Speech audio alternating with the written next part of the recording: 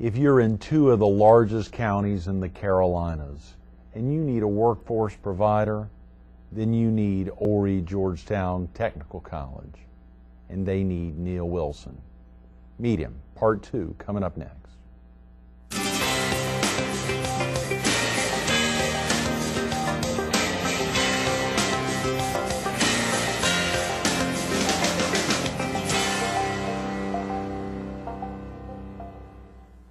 Good morning. Welcome to Carolina People. This morning we're at the Elizabeth Maddox Chapin Library on the Grand Strand campus of Horry Georgetown Technical College. We're focused on the college, and we're on part 2 with President Neyle Wilson. Good morning, Greg, good to see you. And thank you for coming back in. Thanks for having me back. To wrap up the week, of course, kicking off the week. Memorial Day, I hope you had a great Memorial Day. Yeah, we did. We enjoyed it very much. So much happening in town, and obviously this past Lots weekend, of traffic. a lot of traffic. The Mayfly Air Show, my daughter and I got out of town to head to Florence, I hate to say it, for the Mayfly Air Show. Tom Marshall was with us last Monday, about 10 days ago, the president of the Florence Chamber of Commerce. Yeah. They put on this annual event. It's now going to biennial event. They spent $326,000 to bring in all these planes and trucks.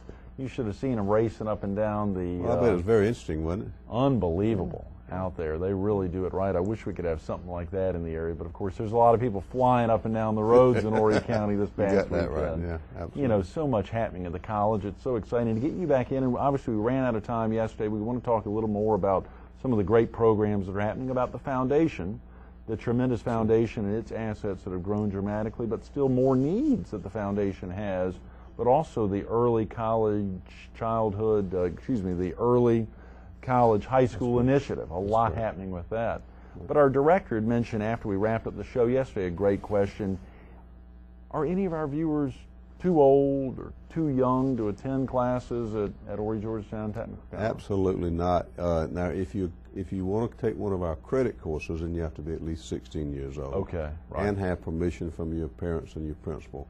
But in terms of our continuing education classes, there are not any age limits, either too young or too old, unless what's being taught would have some issues relative to age. Right, very important. Well, you know, and our continuing education probably would average up in the 50s and a lot of people in their early 60s. You probably couldn't spend, it wouldn't be less than an hour for you just to rattle off all of the different courses that you all provide for continuing education in the area. We have 70 academic programs, and then we probably have another 150 to 200 courses that we'd offer each semester in continuing education. So, yeah. But now the nice thing about both those two areas, in a credit side as an example, everything that we offer has to be approved through the Commission on Higher Education. Right. And we have to document that there are job needs in the service area. So everything we offer, we know that the job availability is in the two counties. So, which is neat to know that if you graduate from us, there's likely going to be a job for you in Horry and Georgetown County. That is very important. So all of the continuing education classes, we have to document that there's a need, unless it's a community interest kind of thing. We do some of those things where it's not skill related, job related, but other than that, it's skill related, job related. Then we have to document that those are needs in the community. Well, you all have found some great partnerships for some of the ones that aren't necessarily as skill-related, but still are. Some of the horticultural programs down at Brook Green Gardens or otherwise. We've seen some of those year after year.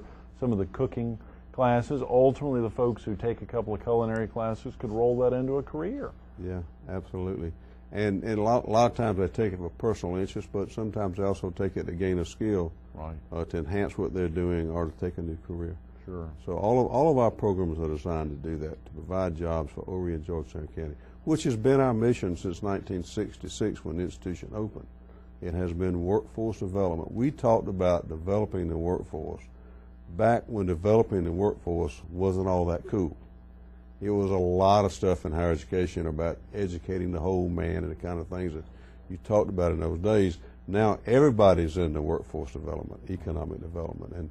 And our mission was that from the word go, and it has not changed. What has changed primarily, Greg, is the complexity of the kinds of jobs that we train for.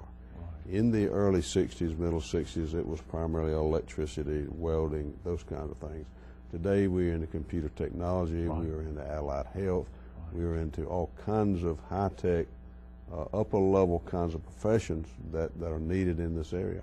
Oh, absolutely. And they truly are. And whether or not it's on the full-time side or the part-time student for credit, that 5,800 head count you talked about yesterday, or on the continuing education side, the number of people who need to get some good basic computer skills to be able to perform in the workplace are critical. Yeah.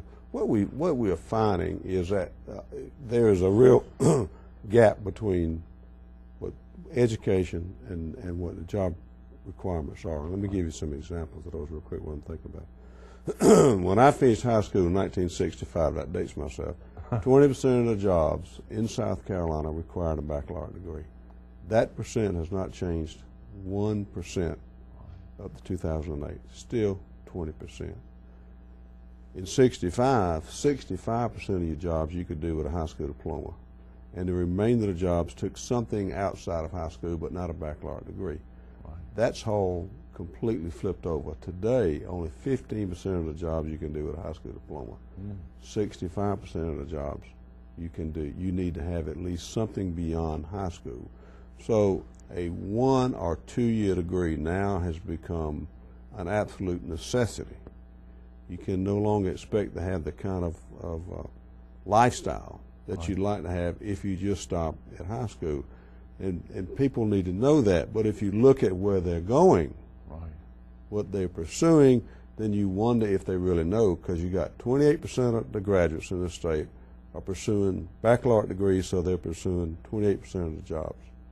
Right. Okay? Then you got 32% of the students that are graduating are going after 2 year degrees, and they're pursuing 65% of the jobs. And then the remainder of the students, which are about 40%, are trying to compete for 15% of the jobs. So there is a gap. Right. There's Yeah. a disconnect between education requirements and what job requirements are.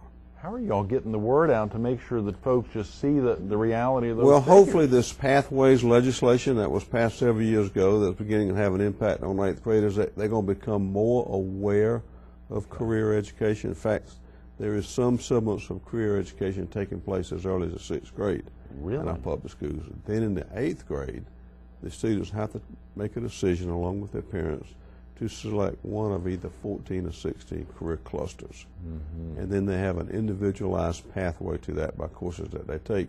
What they would take courses that would be related to that career cluster. For example, if you thought you might want to be an engineer, in high school you would probably take an introduction to engineering, where they may go through the 6 or 7 engineering disciplines and tell you what mechanical engineers do, what chemical engineers do, what civil engineers do. Right. And so you have an opportunity to know what these professions do, where are the jobs, how much do they tend to pay, and these kinds of things that most young people don't know, and often parents don't know. So they're trying to move down that career path. And then we're doing something called early college, Yes. Yes. which has worked out very well for us. We're Share with viewers a little bit about that program. We are into our 2nd year. We will start our 3rd year this fall. We take approximately 100 students from the 9th grade. These are not the best or brightest. They're that middle quartile kid that for some reason is not performing up to his or her standards, or just doesn't feel like they fit into a normal high school setting. And they're coming to us, and they will take the 9th grade like they would at their high school, but on our campus. Then they take the 10th grade, and they start taking college courses as they qualify to do so. As they meet our admission standards, they begin to take college courses. That young. Theoretically, what we hope is that they will graduate from high school 1 week. Some of them will graduate with a 2 year degree the 2nd week. What it looks like, though, in terms of the realities, is they would at least have 1 year college under their belt, which is significant, because what you're seeing with an awful lot of these young men and women that don't perform, aren't motivated, whatever the issues may be, they go to work, and then they come back to us in droves at age 25 and 26, as I told you was our average age. But they've been in the workplace for 8 years, underproductive, underskilled, frustrated, often getting in a lot of debt. And so when they come to us at 26, 27 years old, they are a much more at risk student than they would be had they started at 18 or 19 or 20 years old. And so what we're trying to do with these people is to go ahead and get them a 2-year degree, and then everything that they take practically will transfer to a senior institution. Right. And in this program, for the first class, the business community has gotten together, and they have promised these young men and women that if they qualify, they will pay their tuition. Not room and board, but tuition. And what they're doing now is determining what that would be. It has to be some average across the state to go to college. So it's opening some doors for some young men and women that they may never have thought of. Oh, yeah. Because many of them are first generation, anybody going beyond high school. The amazing thing is just trying to think through that aspect. Assumably the people helping to put together the program, are there examples of men and women locally that actually went the correct route? I mean, I say the correct route, that went that route, that it's worked out, and now they're 40, 50, 60, and they showed that that is a route to go. Ultimately, you have to kick off programs and plan it, but assumably most of the folks with masters or doctors in education went a liberal arts way, went 4 years at age 18, didn't do anything like this. How did y'all go about determining this is the right route? And Neyle Wilson's a guy out of high school, goes to Clemson, finished, later gets a master's. I mean, clearly you followed the normal route for folks getting into higher education. I'm pretty typical. I am not necessarily doing what I was trained to do. I finished Clemson with a forestry degree. Right. Never took any teaching courses or anything like that. So I came back and just taught as a reflection of the economy at the time. Right, right. And you see that with lots of people that go off to school. That I think something like less than 50% of the people actually end up working in their major. Oh, I'm sure. But I mean, you just think about those basics, not to digress anymore, but that idea about so many folks, how do they really know it? 6th grade, 8th grade, 9th grade. They really don't. Right. And that's a question that concerns some of the public, is that we're not trying to do the old European model where in the 9th grade you determine based on some intelligence test whether you're going to go off to higher education or you're going to earn a trade and go to work right out of high school. Right. That's not what we're suggesting to do. What we're trying to suggest is that if young men and women make reasonable career choices, they're going to be a better fit when they go off to school, whether it's 2 or 4 years. They're going to persist better, and they're going to be happy, more productive citizens down the road if you do what you think you want to do. But often at 18 years old, very few of us knew. I mean, I made my choice as an example, Greg, to take forestry because there wasn't a foreign language requirement, and I love the outdoors. But did I know whether I could make any money or not? Did I know really what the job requirements were? I had sort of a Lassie mentality about it. You know, I thought I'd ride around a truck with a shotgun in the back and a rod and reel and a dog beside me. Well, that's not exactly what that profession is about. So lots of people make choices based on either imagined or erroneous data about what the career is. The great thing is that Ann and her family like this Lassie guy, they and ultimately wrapped around which is you and amazing. said, this guy is great for our daughter and great for, and he's great for me, and that's a great thing. They believe in Lassie. We will celebrate our 30th wedding anniversary, July 15th. Congratulations! And to think that she stuck with me that long, but it's been a great marriage, and we've got wonderful kids, and her family have just been outstanding to me, and they love the outdoors and a lot of the things that I love, and allowed me to be able to recreate with them, and it's been great. I've been blessed. Yes, you have. A Palmetto State boy made good. Absolutely, really doing it right. And you know, we think about so many great things at the college. There's so many great things going on right now. And of course, we talked yesterday. 3 good phone numbers if viewers need to get off the Conway campus, the 347-3186.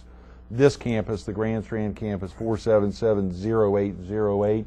And for our viewers up and down the Waccamaw Neck in Georgetown County, 546-8406. Of course, a really great function. Folks can come here to this library. They can go to the Conway campus, the Grand Strand campus, get on the computers. They're open to the public. They need to call in and check those hours. But come on in and go to hgtc.edu. They have complete access to these facilities. Yeah, just come check out the internet. If they don't have internet access at home, come in, get in here, and look at all the tremendous course offerings, whether for continuing education or coming in as a full-time student or a part-time student with the average age of 26. And remember, all two-year college students qualify for the lottery, regardless of whether they have a financial need or not. Now, if they get financial aid, then that has to be taken prior to the lottery. So our tuition is about $1,700 a semester. You have no financial aid, you get lottery, so now you're down to where you're paying about $850 a semester. So you can come here, get your first 2 years of a baccalaureate degree for $3,200. You can't go to a baccalaureate degree institution for 1 year for that. Why would anyone go to a baccalaureate institution? Not to take anything away from well, they have, you know, obviously your alma mater. If money is an issue, then it doesn't make any sense. But they also have certain amenities we don't have. They have athletic programs, football team, kinds of things that we wish we had, maybe at some point, maybe not. That make it, you know, a little more well-rounded in terms of what they do. We are a commuter institution. Technical colleges are a commuter system. Our students come to work, come to school, 10, 15 minutes before class, and leave as soon as class over because most of them work. Average age, as I said, is 26. Probably 65 to 70% of them work part or full time, and raising families. So they just have a lot of external commitments. We've got 7 or 8 minutes. I want to make sure we talk about the foundation, the Horry Georgetown Technical College Foundation, growing gangbusters. Obviously, some tremendous leaders in there. It's a large group, but the great thing is attending those meetings. I've been to some of those meetings, and to see the numbers of people, men and women in this community, professionals who come to those meetings. You know, you've been on lots of boards or on groups where there's lackluster attendance. That is not the case of all ages, the members of your foundation board. We've been real fortunate, and the credit really goes to Tom Mazur, and I think the way he runs the foundation and the way he asks people to be active in the foundation, and the kinds of people we've been able to attract over the last 3 to 5 years. And I also think it's a branding issue with the college. I think that our reputation and our branding is much better than it was several years ago, as people become more aware of what we do and the importance we are to the workforce. One of the things that probably helped us as much as anything, Greg, we have a program called PACE, which is early college for higher education, for high school students, different than the early college program. This is where primarily they're seniors, but some juniors. What you will find in Horry County, particularly among your university and college-going students, by the time they get to be a senior, they only have English to take. But yet they're required to take 4 different subjects. So what we encourage them to do is to come to us and take their English there if she wants to, or take our English and reverse transfer it back to high school. But to take college classes in their senior year so that they go off to school. My children, for example, had 12, 15 to 18 credits when off to school. What that allows that young man and woman to do is to go to school and in their first or second semester take 1 less course off them. So the difference in taking 15 credit hours or 5 courses and 12 credit hours and 4 courses from a workload transition perspective for freshmen is absolutely tremendous. And a lot of these kids are getting life and Palmetto scholarships that they have to maintain B averages to keep. That enhances that probability significantly, and so that's been a wonderful program for us. And I think another way but because these children, young men and women, have come to us often from all levels of families, some very affluent, who otherwise probably wouldn't consider us at all, have found that their children came and got a quality program. And when they went on to college, it was transferable for them, and they performed equally as well as anybody else.